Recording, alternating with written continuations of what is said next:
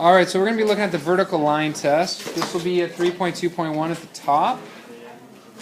Little bit of review, but it's really important, especially for some of you that are doing your honors project on functions or domain and range. This might be a section you want to use, because we're taking something you learned in Algebra 1 and taking it farther.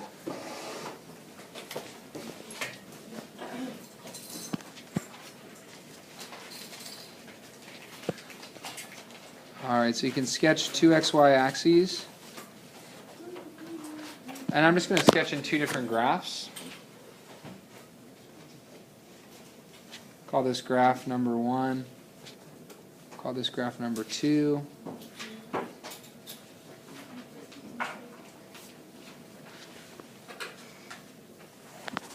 I know you've seen this before, but it's helpful to kind of go back. Thumbs up, thumbs down. Number 1, is it a function? Let me see from everybody. Yes, this is a function. It passes the vertical line test.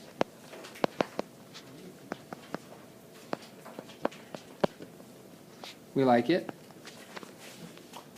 Graph number 2, thumbs up, thumbs down. Is it a function? Okay. Here's my second question. Could you make it a function now? Yeah, what would we need to do? Restrict the range, right? We're not going to do that here, but initially we know that this fails. Big fail. Not a function.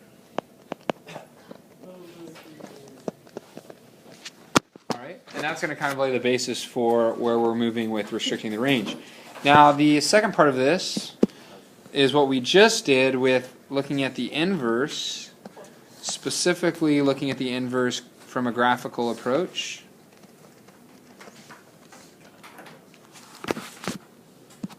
And you can sketch another XY axis.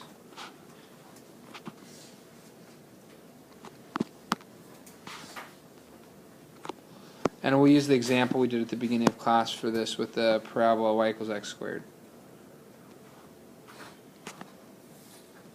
So this is y equals x squared.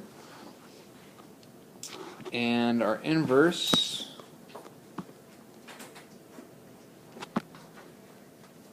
will be here.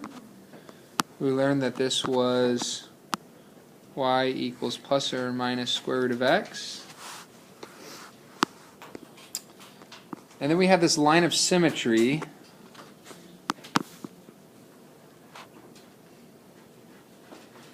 Just did that. Let's draw it again. I did this. What's the equation for the line of symmetry? Y equals x. It's because we're switching those y and x values. So y equals x is our line of symmetry. Actually, I'll write it below so there's more room. Y equals x. And this is your line of symmetry. This will always work.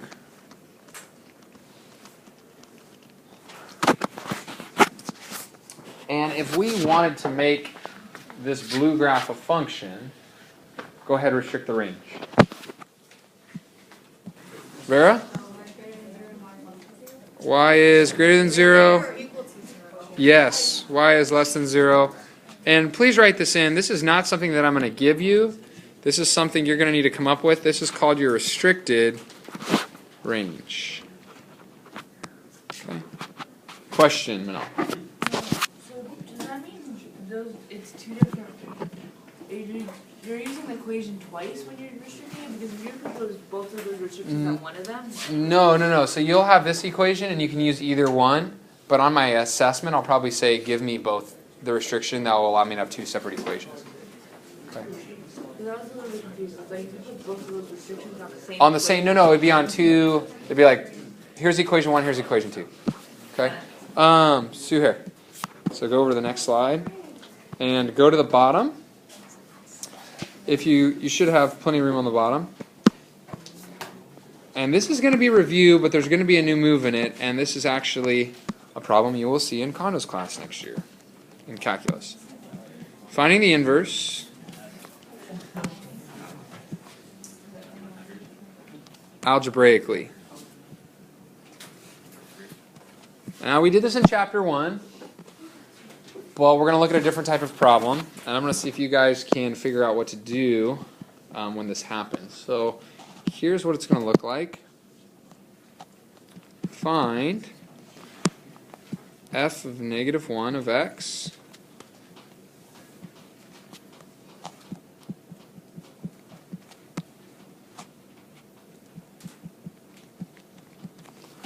all right, there's your function.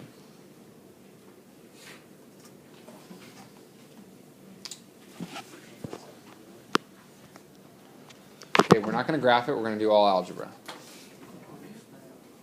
All right, turn to your neighbor, tell him what the first step is.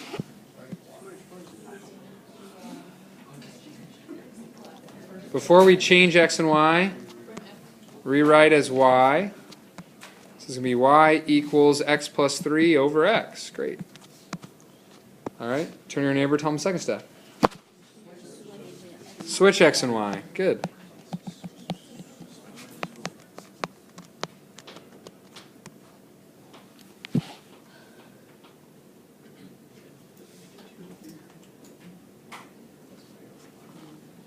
What happened when you switched them? How many y's do we have? We have 2 y's. And this is probably the first time this has ever happened where you have 2 y's. Now, the third step is to isolate y, right? How do we isolate something when we have 2 of them?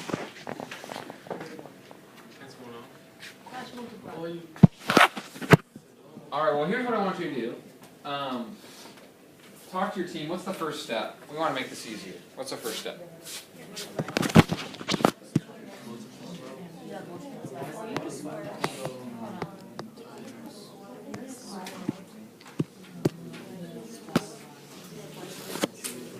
Ricardo, what do you think the first move is? I want to get rid of the fraction.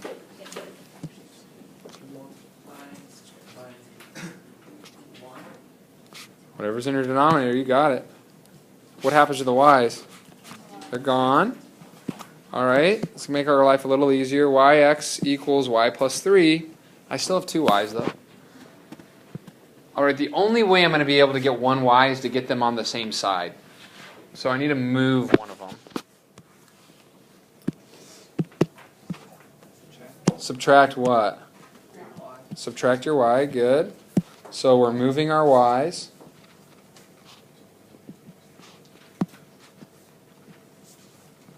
And after you move it, look at what you have and see if you can figure out what to do with it. Why would I have you put them on the same side? My clue is factoring.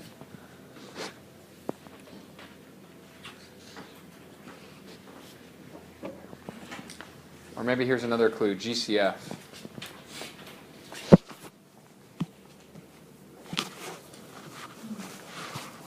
You need to make 2 y's 1.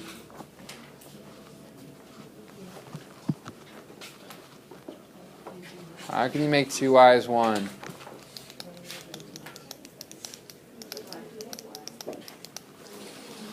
Any thoughts? Pull out what? Pull out your y. You're exactly right.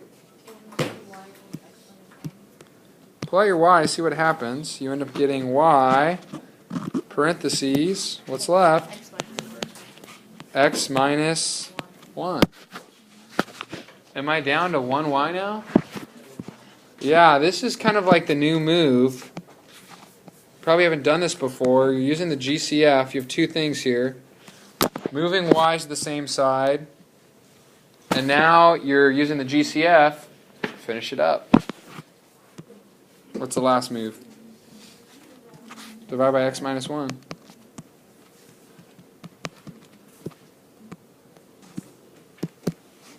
Get f of negative 1 of x equals 3 over x minus 1.